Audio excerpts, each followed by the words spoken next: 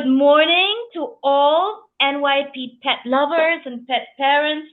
I'm here, delighted on a beautiful morning in Hong Kong to introduce Dr. Doug Knueven, all the way from Pennsylvania.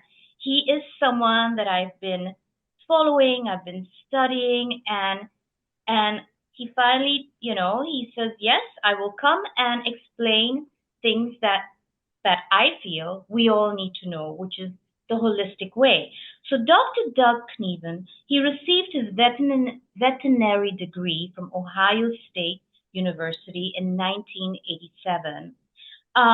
He works at the he works at the Beaver Animal Clinic in Beaver, Pennsylvania. He has earned certification in veterinary acupuncture, veterinary Chinese medicine, herbal medicine, and veterinary chiropractic. So he also has advanced training in natural nutrition, massage therapy, and homeopathy. I asked Dr. Knueven to come here and talk to us about what is this path, this new way of being with our pets, being with our animals. What is this alternative? Well, added on this holistic way that we can approach our beautiful, furry kids. So, good evening at your side, Dr. Knueven. How are you? Hello, hello. Good to see you, Anita. Is it starting to get fall weather at your place? It is My indeed. In favorite time fact, of the year. yeah, it's going down into the 50s at night and just in the upper 60s during the day. Beautiful, beautiful. Mm. So, can we start with you telling us more about yourself? Sure. I I actually grew up in a little town north of Cincinnati, Ohio, called Mm-hmm. Mount Healthy. Now, Mount Healthy really wasn't much of a mountain, and I don't know that the people there were any more healthy than anyone else, but that was the name of the town. Right, And I always had pets. I always loved, the wild animals. I would go out in the woods and look for snakes and turtles and bring them back and keep them for a while and then let them loose again. And I just always loved animals and I loved science. And I think that's what really got me started in veterinary medicine. right. And then what happened? Well, I went to veterinary school and I learned how to be a doctor. And then I got out into the real world Yeah, and I found out that, you know what, things didn't always go the way the textbooks said they were supposed to go. right, I would prescribe a medication and, sure, a lot of times the animal would get better, but then sometimes they would have these weird side effects and that right, wasn't much fun. right, And there'd be some patients where I'd look at them and think, according to the textbook, this animal's supposed to be dead. And then somehow they would come back and live and thrive. And it didn't take long for me to realize that there was more to health and healing than what I learned about in veterinary school. And then that kind of started me on my path into holistic medicine. And holistic medicine, a lot of the people that I know, the veterinarians that I know that are involved with holistic medicine have a similar story where we start with one kind of modality and then the more we learn, the more we want to learn. So yeah, I started with acupuncture right. and started sticking needles in animals, and amazing things started happening. And then I started attracting these weird people to my office, weird people Excuse like me, can you give you. us an example of one of the weird things with acupuncture? We love examples. Oh, okay. I'll give you a couple. So I don't really treat um, other animals other than dogs and cats, except someone called one day and said that their kids had dropped the guinea pig, and the guinea pig was paralyzed in the back legs. And they took the guinea pig to their veterinarian, who gave what any veterinarian would give for such a thing, which is steroids. So steroids help to shrink the swelling, they help with pain, but they didn't help this guinea pig at all.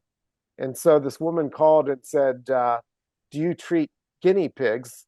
And she was asking the receptionist. And I said, well, I've never done acupuncture on a guinea pig before, but I'm willing to try.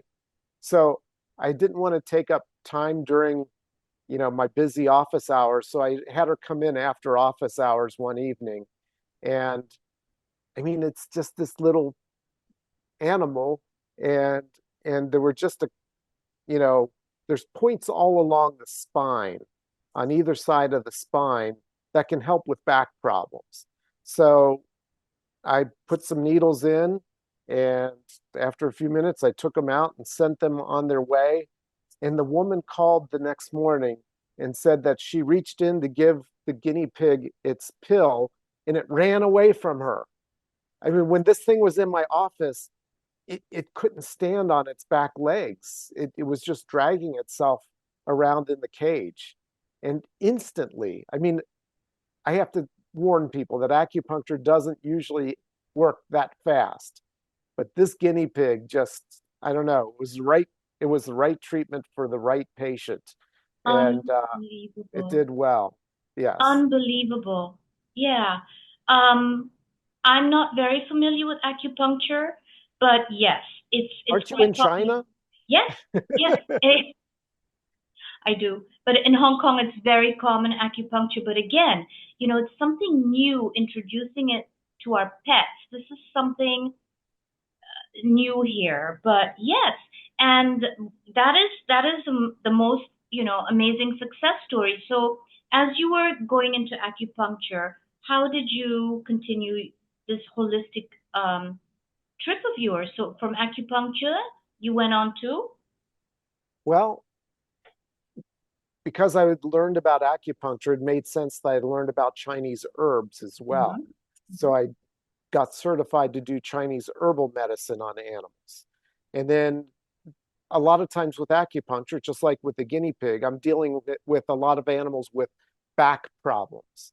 So I Right. figured I needed to learn about chiropractic. So I got certified to do chiropractic.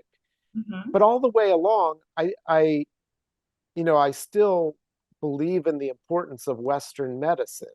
Mhm. It's just that if I only had Western medicine, I would have so fewer tools in my toolbox to be able to help the animals that come to me. Right. Yeah, so, of course, there's a movement going on, not only for our animals, but for us humans too. Integrated medicine, even Hmm. our conventional physicians for us, you know, they're also moving more and more we need the Western with the Eastern combined. They help each other, so it's not Yes. just either one way or the other way. It's beautiful when it's combined together. And what is this philosophy behind the holistic healing? What is the philosophy? Well, it's interesting because you're using different words, and each of those words have different kinds of meanings. So, for instance, holistic is the idea of um, that health is a balance between body, mind, and spirit. Mm-hmm. And so technically a regular veterinarian could be practicing holistically depending on what their mindset is. So holistic is kind of the base philosophy. Now you mentioned integrative, Mm-hmm. and integrative is the idea that a lot of times we can use holistic therapies along with Western therapies, or I don't know if you call them Western therapies in Hong Kong, but You do. conventional. We'll call them Convention. conventional. Yeah, conventional Mm-hmm. therapies. Now, there are some holistic therapies that don't work well with Western um, medicine. So, Okay. for instance, homeopathy. You Yeah. you you did kind of mention, that I had learned about homeopathy. Mm-hmm. And do you know anything about homeopathy? I do. I mean, Okay, I have definitely tried homeopathy on myself. And okay. we have a wonderful, wonderful veterinarian, part of our Nurture Your Pet tribe, Lori Dawn, Dr. Lori Dawn. Oh, And yeah, yeah. she's part of our, and she is a certified veterinarian, and she lives in British Columbia, which is absolutely gorgeous. And she has been also practicing with homeopathy. And she says, Nita, it's phenomenal, phenomenal what she's achieved, in her practice, along with Yeah. conventional. Yeah. Yeah. But, The but thing about homeopathy, though, is that there's different ways to use homeopathy. The classical way to do homeopathy is that you give one remedy at a time, yeah, and then you see what the response is before you know what to do next. correct. And so if you're giving homeopathy and you give anything else, like even herbs or acupuncture, you don't know if the response you got was from the homeopathic remedy or from the other things that you're doing. And Correct. so classical homeopathy does not work well with other therapies because of that. So Okay. that would be an example of something that's holistic but not integrative. Not integrated. Correct. Right. So since you know so much about it, I'm sorry, because I have so much to ask you. I'm so excited. Um, what do you, what would you recommend works the, if you had to name three modalities that work the best together with Western or can work with Western, which three would it be Oh gosh. with conventional? You know, I West- yeah. I, so first of all, I'm limited in what I know. I don't know every holistic modality out there. But Mhm. for me, acupuncture, herbs, and chiropractic work well with anything else that you wanted to do. How about energy healing? Like, let's say Reiki or osteopathy, or, would you think those would work also well with the conventional? Yeah. Sure. Yes, Mhm. those would work well too. Right. Now, I have watched several of your beautiful interviews and I got to know you better, Dr. Knueven. And what I wanted to say was, I have seen that you are absolutely passionate about what we're feeding our pets. Hmm. And that is a topic that is, it's getting traction here in Ah, in the East. We are gaining traction with that. We are curious. We're interested because we absolutely here adore our pets, and we would like to hear from you. Please enlighten us on your opinion regarding what we're feeding our pets, what we are, what we shouldn't do, according to what you think. okay. So imagine that you went to your doctor, and after they examined you, they plopped this bag of people chow on the table and said, "This is all you need to eat the rest of your life." Yeah. You can go home, you can throw away your refrigerator and your oven, and when you go to the grocery store, you can bypass the meats and the fresh vegetables and just go to the people chow aisle and Hmm. pick out your favorite flavor. And every meal you get a scoop of people chow. Correct. What do you think? Do you think that's going to get you 100% nutrition? You think No. you're going to be lively and vital after eating strictly processed food your whole life? Right. So, Right. so I'm not a fan of processed food Hmm. for a number of reasons. Hmm. Um, the processing itself destroys nutrients and it actually creates carcinogens. There Hmm. have been a couple of studies where there was one study where they looked at dog food and they were looking for chemicals that are carcinogens. Hmm. And I think over 90% of the foods they tested had carcinogens that were caused by heating meat at high temperatures. And then there was um, there was a man who was doing a study on people where he was doing hair analysis for certain carcinogens. And Hmm. as he's typing away at his desk, he looked over at his dog and said, "Huh, I wonder about them."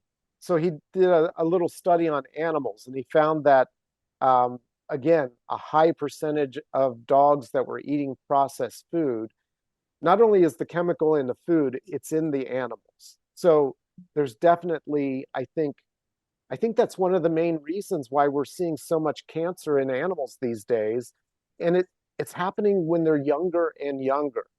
You know, the conventional people say, oh, well, we're seeing more cancer because the animals are living longer. But I'm diagnosing cancer in 6-month-old dogs. So, you know, it's not because they're living longer, as far as I'm concerned. So, destroying nutrients, creating carcinogens. Another problem with processed food is that it's really difficult to make a nice, convenient little kibble without starch in there to glue it together. Mhm. And also, carbohydrates are a lot cheaper than meat. Right. So the reason that there's grains in food is not because the grain is good for dogs and cats, it's because it's cheap and it makes the food convenient because you can make a nice, convenient dry food. Mhm. Um, it's not good for animals. Dogs and Mhm. cats did not evolve eating dry kibble. They didn't evolve eating grains, or even if it's a grain-free diet, it's got starch in there somewhere, potato starch or pea starch or tapioca. Um, so it's really the starch that I think is leading to obesity, and in cats especially diabetes. Mhm. Um, so the starch in the food is not a healthy thing as either. And if you want to know whether or not a dog or a cat is a carnivore, all you have to do is lift up their lip and look at the teeth and Mhm. ask yourself, you know, what eating utensil do those teeth in the back remind you of? I mean, does that remind you of a spoon? Does that remind you of a fork? Or does that remind you of a steak knife? Right. Right. And if you compare the teeth of a dog to that of the wolf, you'll see that they're almost identical, Right. which to my mind, structure dictates function. So Right. dogs should be eating like wolves. Right. So, this is what you've done to our lives. After I watched your interview on, the diet, I watched it 3 times, and my Uh-oh. doggies were around me, right? And I looked at them and I go, do you believe Dr. Knueven? And they're like, well, what do you think? We've been trying to tell you all this time. So basically, I'm going to be very honest, all my, shoot me, whatever, all my NYP pet friends and pet parents. I get this incredible uh, dog food that it comes from Germany and it's prescribed by my wonderful veterinarian here in Hong Kong. It's from Germany and it's not something I just pick up from the aisles in the supermarket. So here I am believing that I'm giving the best to my pets. And with, you know, not too much carbs or and a lot of vitamins in it and all that, and it's not cheap. Now here I'm thinking, I'm paying a lot of money for this. This gets specially imported and everything, and it's not just your run of the mill, mass production of dried food for my dog. But you have switched something in my heart, Hmm. not my mind, because I'm still not knowledgeable, and I'm being very honest. I'm not knowledgeable about nutrition and all that, so I can't say that I've studied what's in the bag. My thing is you've moved my heart with this because when you said, "What if they gave this to you?" and that for me was a switch. And the reason I probably, of course, I'm not ignorant. I've heard of fresh food, raw food, and all that. One of the things that I had hesitation with, and I know for sure that most pet parents who have not really considered changing the diet is because we are a little bit hesitant on what if we give them meats that have too much fat and then they have diarrhea? What if we give them the wrong vegetable? What if we give them the wrong food and they're allergic to it? So, for example, of course, we know chocolate, right? But then there's Mm, grapes also. These are highly toxic. mm, I mean, and with an animal, they die. Okay, they die. So of course we're a little nervous, and we're, what do we have to definitely? avoid. So is this something that we can Google and go online and get, great books on recipes, you think? Or Actually, there was a study done, oh, this has probably been a dozen years ago now, where they looked at recipes that were available from books and online. And a lot of them were even written by veterinarians. And they found that these recipes were lacking or excess in certain nutrients. So okay, it's difficult to do it on your own. Um, but there's a book, I can't remember the title. Um, I think it's like Fresh Food for Dogs and Cats. The author is Dr. Karen Becker, I've heard of her. Becker. Yeah, Yeah. yeah, And so she wrote a book that really goes into detail on how to balance the diet, because you don't want to just throw meat in a bowl and say, oh, it's raw meat, so it's what dogs are supposed to eat. No, exactly. a wolf would be eating the intestinal contents, the abdomen, they'd be eating the bones as well as the meat. So getting the right balance can be difficult. And so I would definitely recommend that book as the one that I know that I trust would be, having recipes that are appropriate. Well, how about yourself? Could you write a book for us? Yeah. The thing about diet and recipes is there's actually there are computer programs. So, so in America, I don't know how it is in Hong Kong. In America, there are veterinarians who specialize in nutrition, and they're Mhm. called veterinary nutritionists. Oh, okay. And so they're the ones that you go to when you want to know how to formulate a diet. But when I've spoken to them, they don't just know this stuff off the top of their heads. They have to go to a computer program and they plug in certain ingredients that they're going to put in the food, and it tells them what the nutrients are that are in those ingredients. And then they balance the ingredients based on the nutrients that are in those ingredients. So Right. it's all about having the right computer program.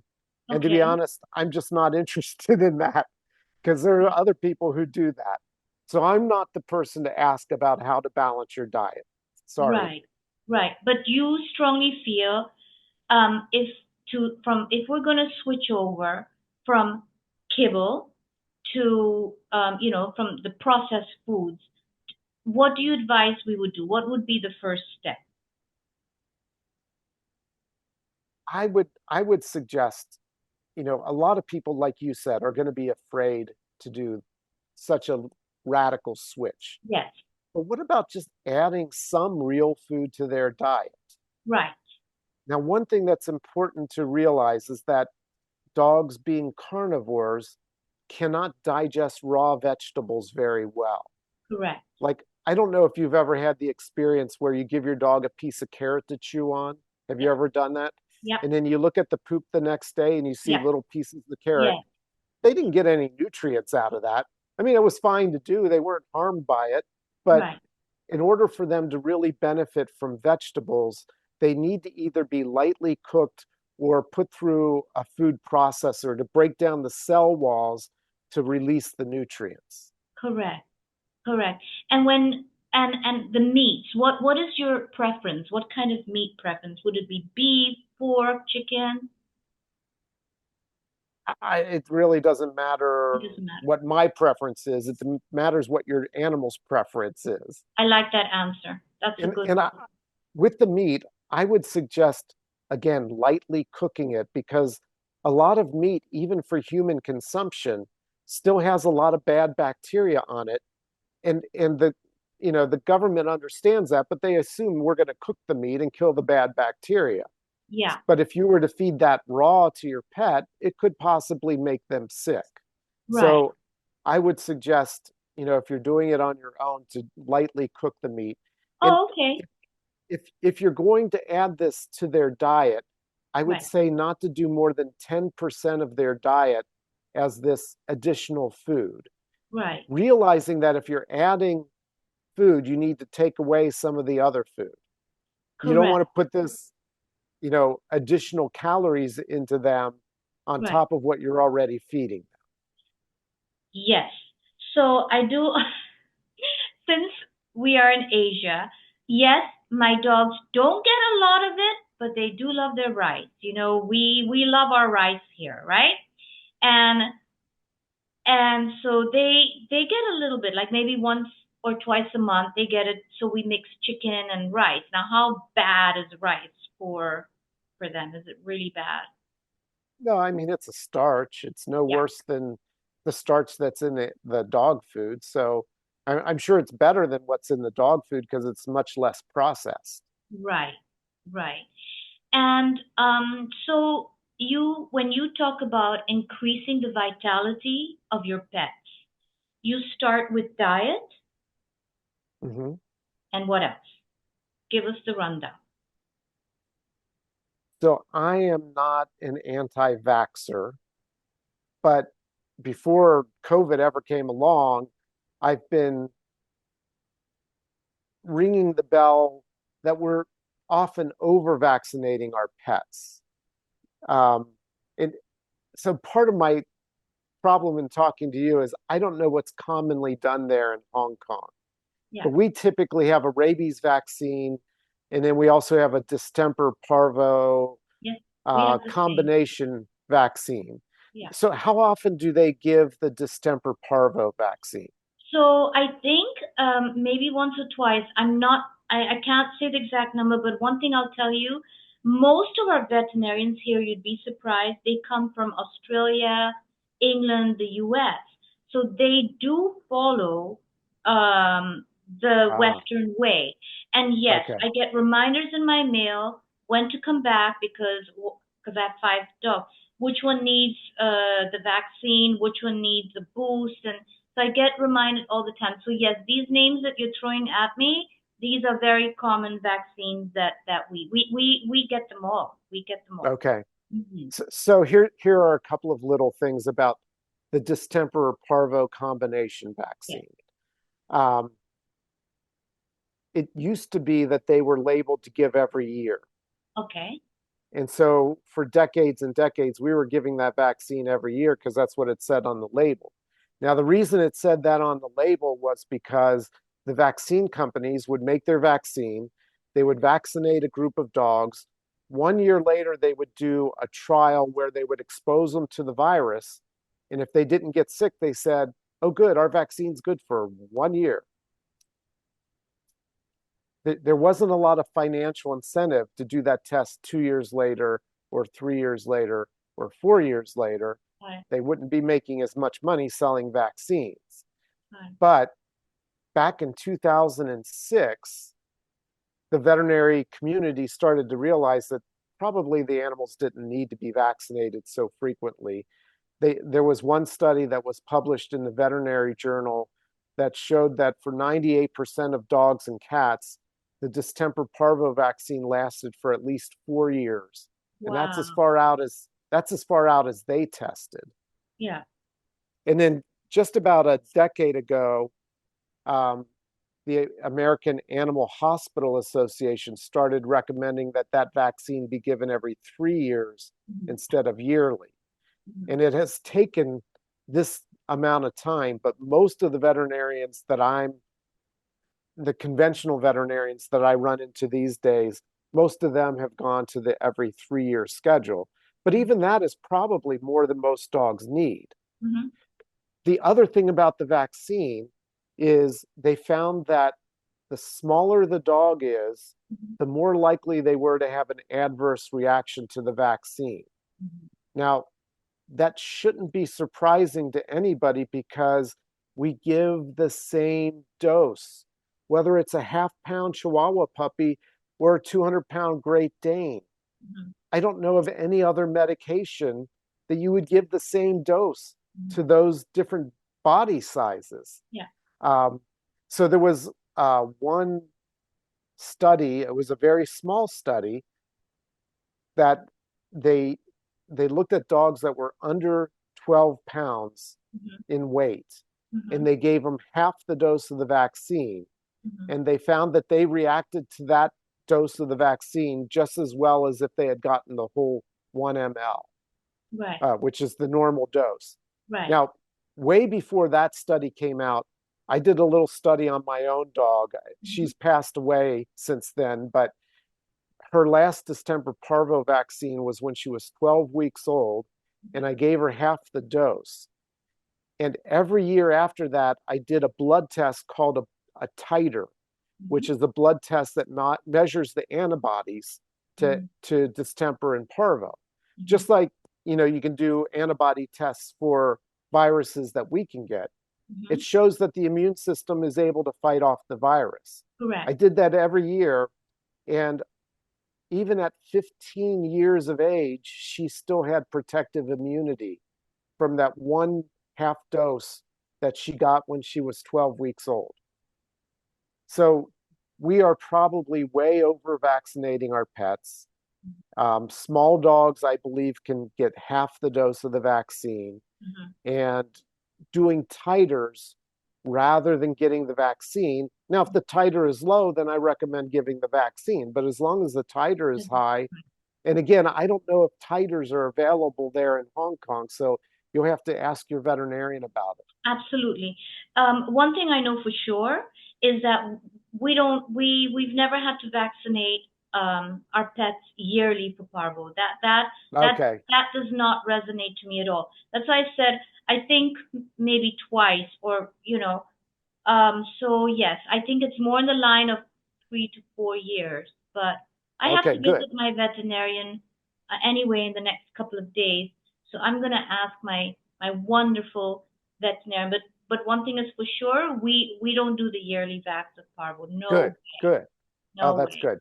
A couple of other And things about, let me just, a couple of other things about the vaccines. yes, There, a study also showed that if an animal gets more than one vaccine at the same time, yes, that they're more likely to have a reaction.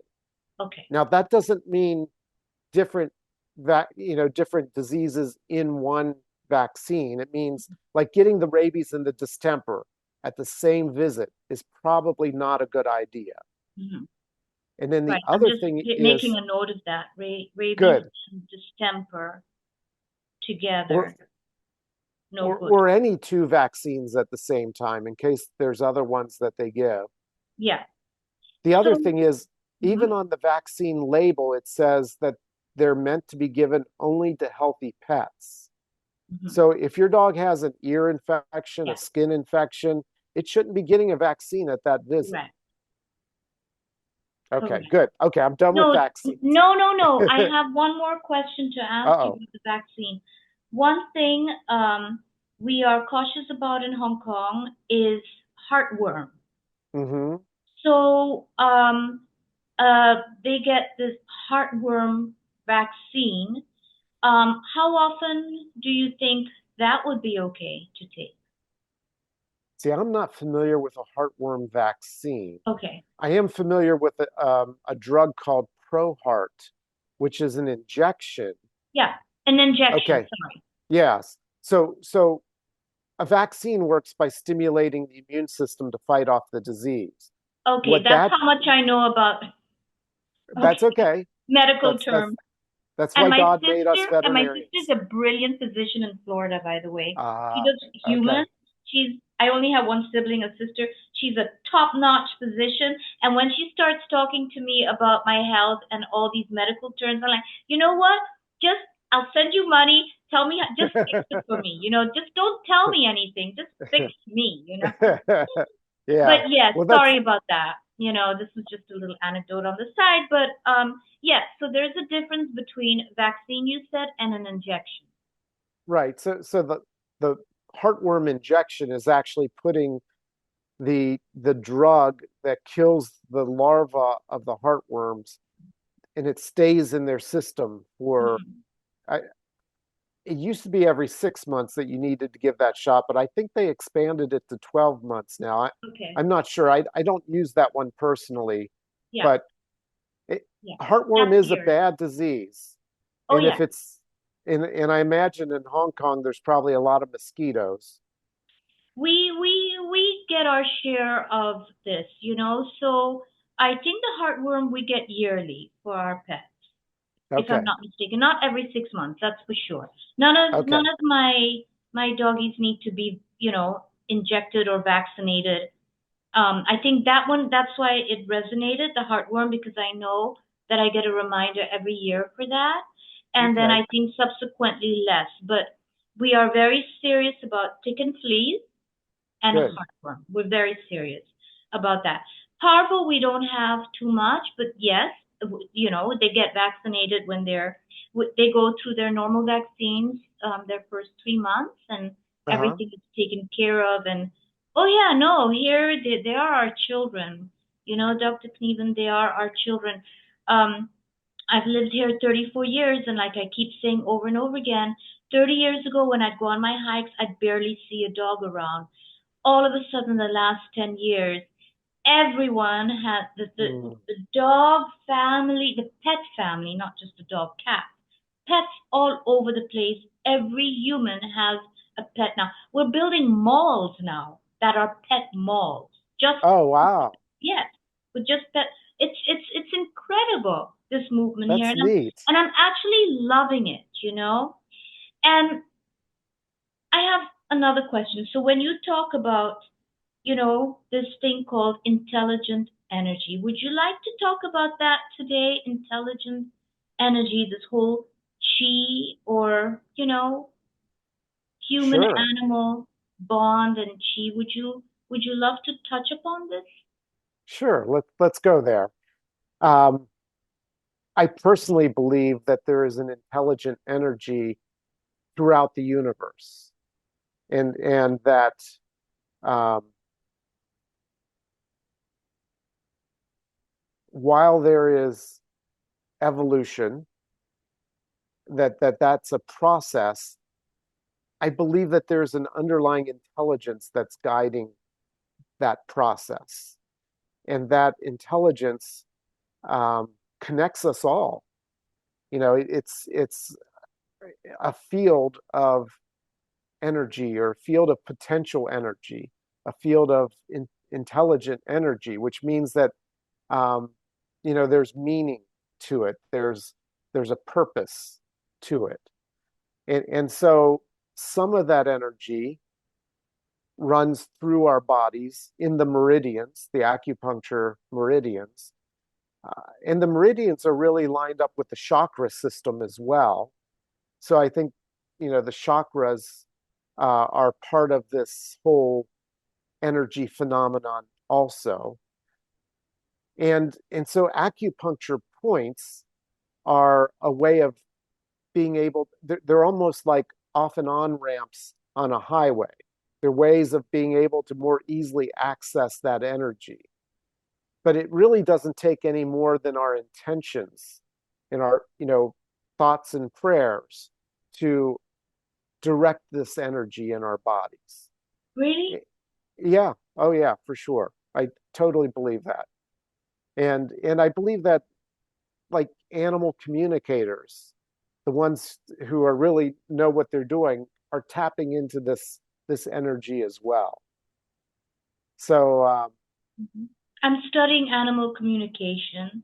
ah And the reason I held my breath and said, really, sorry again, I to interrupt here, but what you just said was so beautiful. I couldn't have said it better. I believe in it. I sometimes do struggle a bit because I pray and I live all the way in Hong Kong and my whole family is in the United States. And mm, you're so far away. But then I sometimes lie down in bed and I have a prayer and then I have an intention and I say, I hope they can feel this. mm, And that's why I asked you really, but yes, every single day I believe in this energy. I call it the divine, mm-hmm. the cosmic consciousness, the all consciousness. Um, and thank you so much for explaining this so beautifully. I know I intercepted there, but I really felt when you said something so clear. You said it so beautiful with your intention and your prayers and then animal communication. So yes, Yeah. You know what? Let me tell you something about your prayers because you're hoping that they feel it. Yes, There have been studies done where they have a subject in one room and they have electrodes on their fingers to test their um, conductance, the skin conductance of electricity, mhm, which is a reflection of what's going on in the autonomic nervous system of the body, the automatic nervous system. right? So then in another room, they have someone looking at a TV screen, and at random times, they're looking at the person who's in the other room. Yeah, And then at other random times, it's just a blank screen. At the times where the video of the person in the other room comes up, the skin conductance on that person changes. So if you've ever had the feeling that someone was looking at you and you turn around, you know, it's possible that your body is registering the intention without you even knowing it, is what I got out of this study, because the people may or amazing. may not have realized when the TV screen was turned on, but their body knew when it was turned on. So even if your family doesn't feel the energy that you're sending them, the intentions that you're sending them, just know that it's having an effect. Thank you for that. Thank you. It's amazing how much you know about this, and you've been practicing this form of this spiritual form of thinking and living for how long now, Dr. Knueven? Oh, the mid 1990s is when I kind of got started in this. I went down the rabbit hole. You went down the rabbit hole while you were still a veterinarian. Yes, yes, So obviously, while you were a veterinarian practicing, well, you still are. Sorry. While you were, in your clinic, practicing in your yes, clinic already, yes. you still are a veterinarian, and I just wanted to make sure that you were practicing your veterinary medicine already in the clinic. So when you were introduced to all this sort of, energy that, the cosmic, the quantum field, did you then notice things with your patients, your pets that would come in? Did you feel that, yes, it's not just us, but it's also our animals? Was there something going on there where you could actually send energy to them or feel their energy? I struggle with this sometimes. I have to kind of have faith that what I'm doing is making a difference. But I have had glimpses of, you know, well, I get intuitions all the time in the office where there's something more going on with this case. I really need to dig into this deeper. Right. And I'll never forget. Um, this is going to be a sad one, but there was a time where one of my friends came in to put their dog to sleep because it was old and it was to the point where it was suffering. And as I was giving the injection and the animal was, losing consciousness, I was prompted to say, "You're welcome." And my friend who was with me felt the same thing too, that this dog was telling us, "Thank you. Thank you for letting me free of this body that wasn't functioning anymore." And so, that was just a time that really had a profound effect on me, where I really felt like, you know, there was a connection in the room that we all felt. So I think you are spot on with that. I got introduced to that 2 years ago when I lost my beloved pet, and I was beside myself with grief.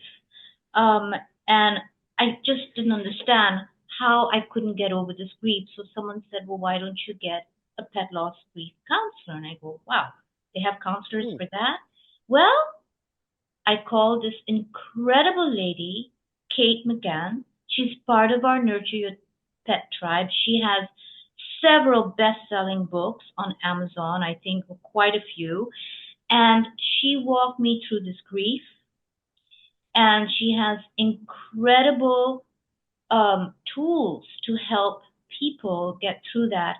And one of the most important things was what you said, and that pacified me. Thank you. Mm, Because one of the things we live with for a long time is guilt. hmm Did we do the right thing, by letting go? And one of her books is called "You're Not Letting Me Down." You're not putting me down, you're raising me up. That's one of mm, her books. She is absolutely an incredible author, and she says all her books, she's not the one with the knowledge, but it's her Afghan hound, Jack mm, McGann, who also has passed on, and she feels she gets all that knowledge through him, and it's incredible because her books, they flow so incredible. Everything that you feel is right there. It's like the literally Jack is speaking to you. Don't worry, I know you feel this. Remember, and it's incredible. So when you said these words, you felt thank you. I think very soothing from that you felt it at that moment. From mm, not mm, everyone can feel it, so you did, you know, and you believe in this huge human animal bond. Do you believe that humans, not only do we need to nurture our pets, the right vaccines, the right amount, and their diet and exercise, but how about the pets? When they walk into our house, do you feel that we've known them before? Do you feel that they've come to contribute to our lives also in a way, this energy that is maybe not by chance? no, I don't think anything happens by chance. Yeah, So, um, yeah, I